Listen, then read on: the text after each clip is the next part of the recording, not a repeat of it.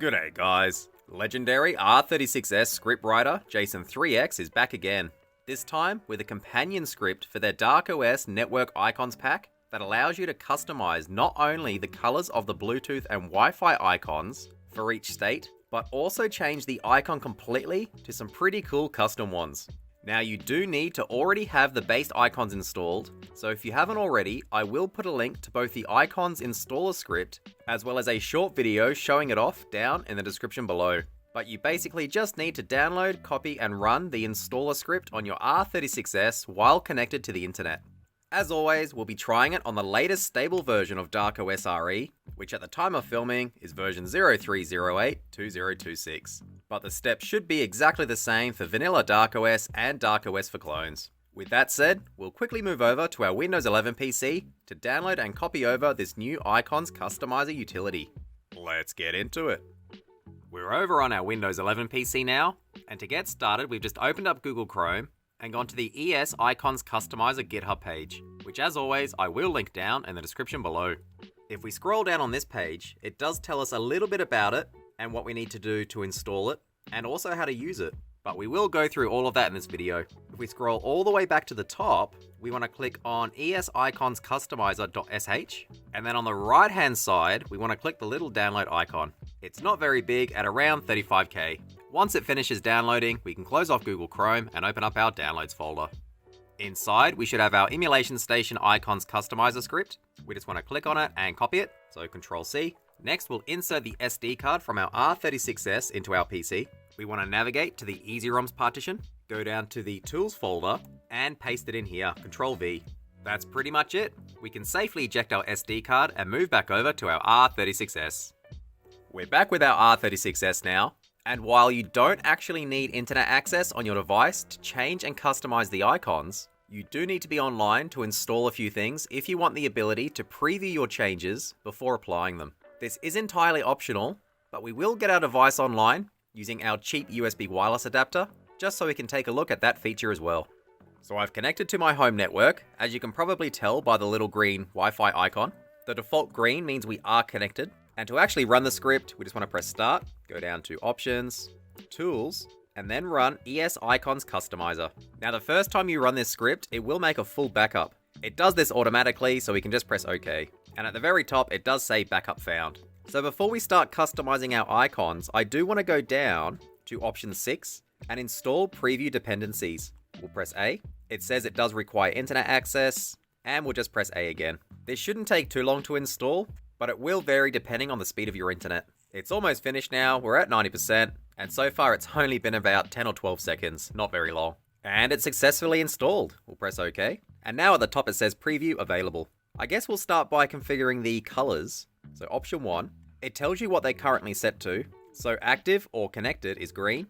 Idle, meaning that it knows you have a wireless adapter connected, but it's not currently connected to the internet or your network, is orange. Off completely, or no wireless adapter, is red. If you have SSH enabled, it goes blue. And if someone's currently connected to your device over SSH, it goes yellow. I guess we'll change the active color from green to... I personally like white, but there are a bunch of colors to choose from. And if we go down a little bit further, we can fully customize the color. So if we go here, we should be able to enter the red, green, blue value.